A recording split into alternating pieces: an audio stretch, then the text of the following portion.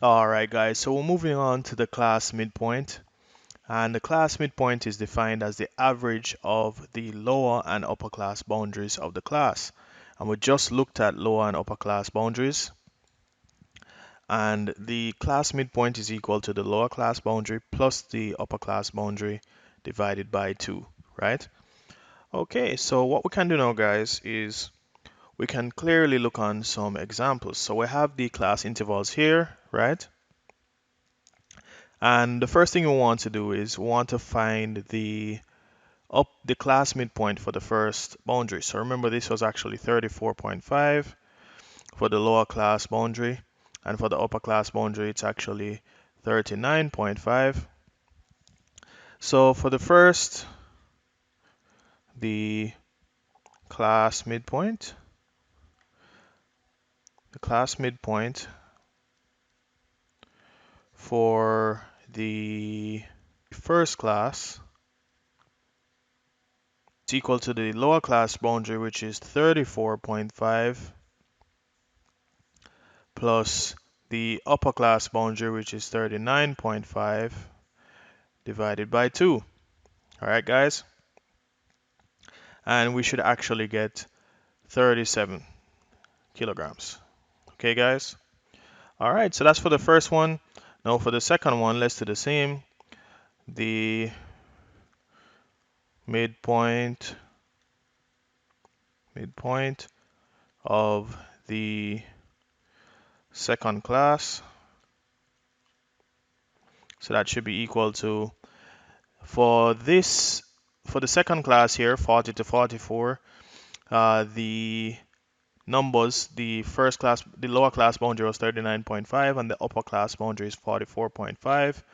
So we should have 39.5 plus 44.5 over 2, and that should be equal to,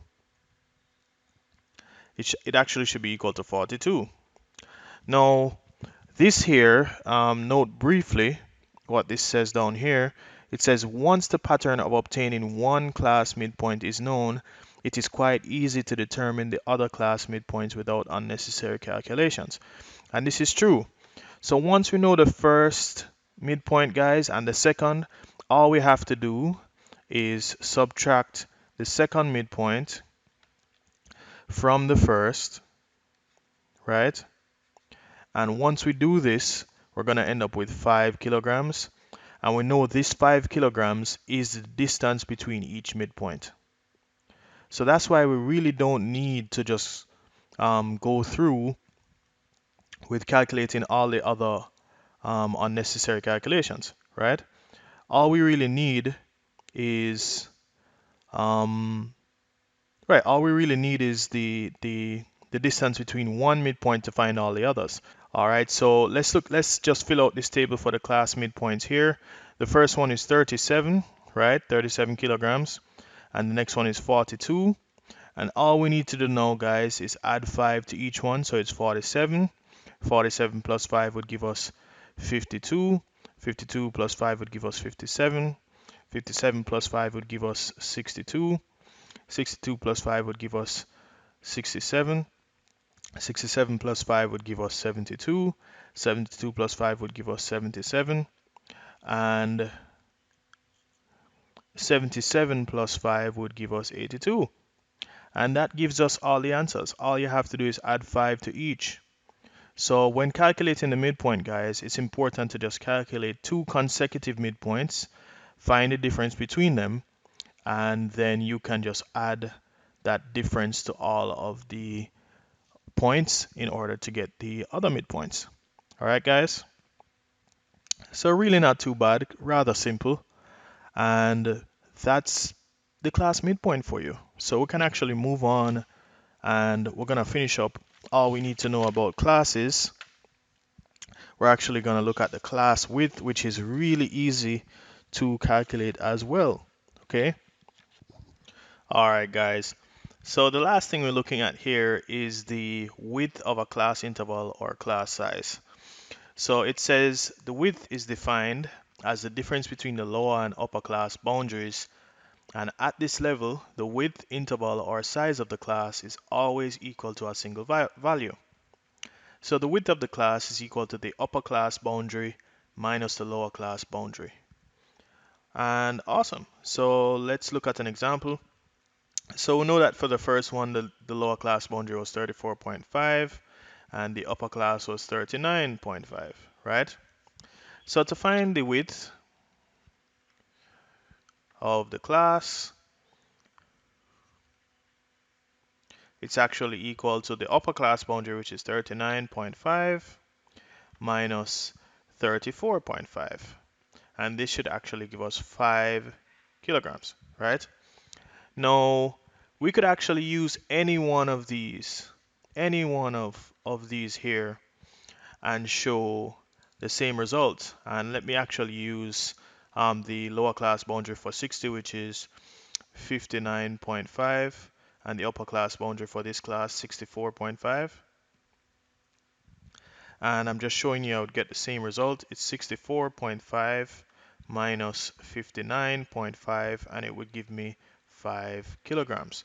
So it says here that the class is always equal to a single value, right? It's always equal to a single value. The width interval or size of the class is always equal to a single value. So once you find it for one, guys, that's the class size for all of them. So you only need to find one. You feel me? All right, and it says please remember that the class width is not equal to the lower class limit minus the upper class limit. So remember, guys, earlier we looked at the class limits, and this 80 here is the lower class limit and this 84 is the upper class limit. So if you subtract 84 from 80 and you get 4 kilograms, this is not, let me repeat, this is not the class width. And a lot of people do this. Like, that's the first thing people think of when they look at this. I say, okay, the class width is just 84 minus 80 and it's 4. No, that's not it. The class width is the upper class boundary minus the lower class boundary. And you notice you end up with 5. Another way that you can actually do it, which is just general statistics, if you subtract the 35 from the 40, you would actually get the width of the class as well. All right, so you can subtract the number below from the number above, and you'd get the 5 kilograms. But it's really the space between both. So let me give you an example, right? This 80 to 84.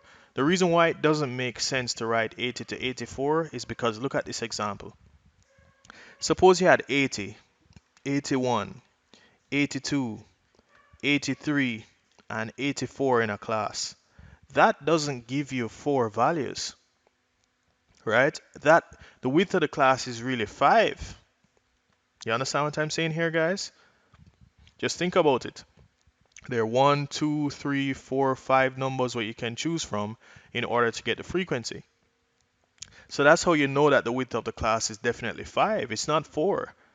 It's definitely not 4. So please, guys, don't subtract these. Just use the upper class boundary minus the lower class boundary, and you should be fine. All right, guys? Cool. So guess what, guys? We're done. And now we're going to move on to a part of statistics that everyone should love. We're going to move on to the mean, and we're going to look at what you call central measures of tendency. All right. I don't like how that mean looks. I'm not a mean guy, so I guess that's why I drew it wrong. But we're going to look at the mean, and we're going to look at the mode, and we're going to look at the median. All right, guys. Awesome. So I'll see you in the next lecture. That's it. And I'll see you in the next lecture. And remember to do your best, and God will do the rest.